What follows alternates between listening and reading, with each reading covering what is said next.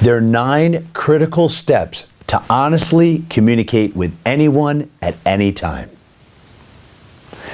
The first step is to deeply listen. Now you might be saying, oh yeah, I know that, listening. But the reality is, are we really good at listening? Here's just a little tidbit. Here's what I found. Whatever somebody initially tells us is almost never the real truth.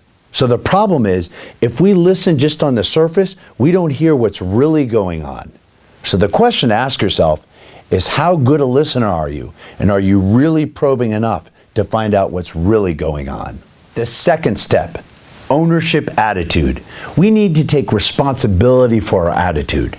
The reality is that nobody can make us feel a certain way. We are fully responsible for our feelings, our emotions, and our responses.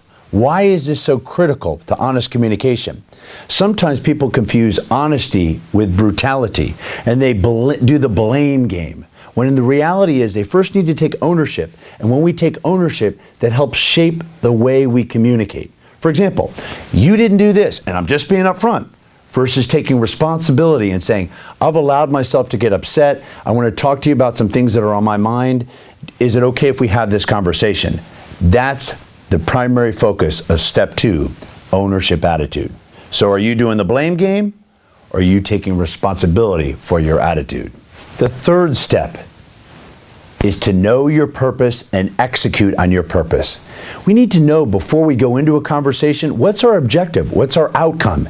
And the outcome drives everything, even the way we begin a conversation. For example, if we say, look, I want to talk to you about all the issues we're having, no wonder people don't want to have that conversation. Versus, I want to talk to you about how we could have a more effective meeting, or I want to talk to you about how we could more effectively work on this project. The key is to begin with the goal, not the problem. And that is purpose. The fourth step, concerns. We need to be conscious of all the reasons why we don't want to have the conversation. And here's the irony.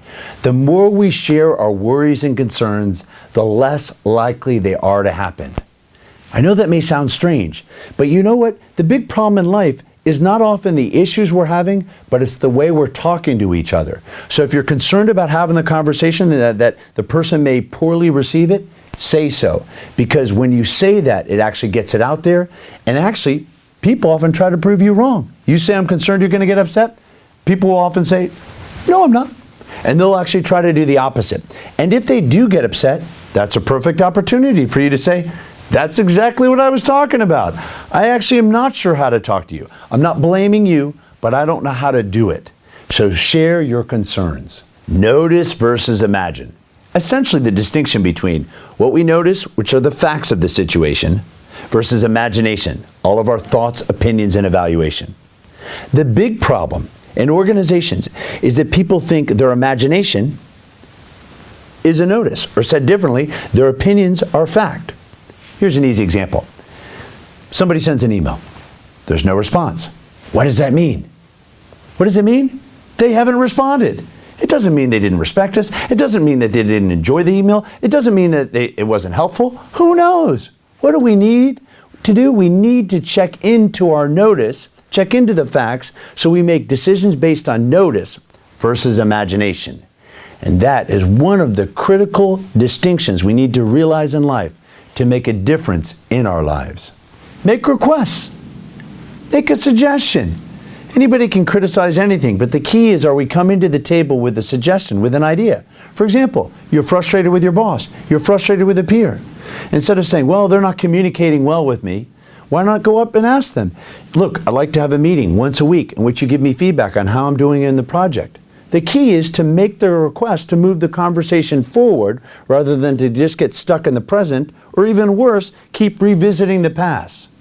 Make requests and move your conversation forward. 7, benefits. The universal language we all speak in is what's in it for me. We all know that. But let's take a closer look at this. When people make requests of us, we think, what's in it for us? When we make requests of other people, we think, what's in it for us? The problem is we're usually thinking about us rather than what's in it for the other person. So for example, if you're going to your boss and you have a suggestion, or you're going to a peer and you have a suggestion, or you're going to one of your employees and you have a suggestion, or you want to make a suggestion to your customer, are you really thinking about yourself, or are you thinking about them and what's in it for them? Whatever the case, make sure that when you make your suggestion to think what's in it for them, and remember, benefits. Number 8, follow up. You have a great conversation. You leave the conversation. Wow, that was great. It worked out really well. But what was the plan moving forward? What's going to happen next? Oh yeah, I forgot to accomplish that. That's what we need to do. Whenever wrapping up a conversation, before you leave, make sure you're clear of the plan moving forward. And that's follow-up. 9th, appreciation. You know, nobody ever left a company and said, I was appreciated too much. People said thank you to me too many times. The reality is we forget to appreciate people.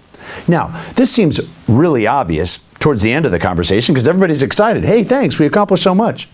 But how about when it's a difficult conversation, an honest conversation that doesn't go perfectly? What can you do that will inspire somebody to have another conversation? And that is to somehow end on a good note. For example, you could say, look, I know we didn't get everything resolved, but we took the very first step in airing things out. And I really appreciate this. Because ultimately, what we need to remember, it isn't how we begin a conversation that matters. It's how we end the conversation that will inspire the others to have another conversation. So, it's not how we begin the conversation that matters. It's how we end the conversation that ultimately matters. What you've just heard are the 9 most critical steps to communicate honestly with anyone at any time. Obviously, there's a lot more information to say on the subject, so I look forward to bringing you that information in future segments.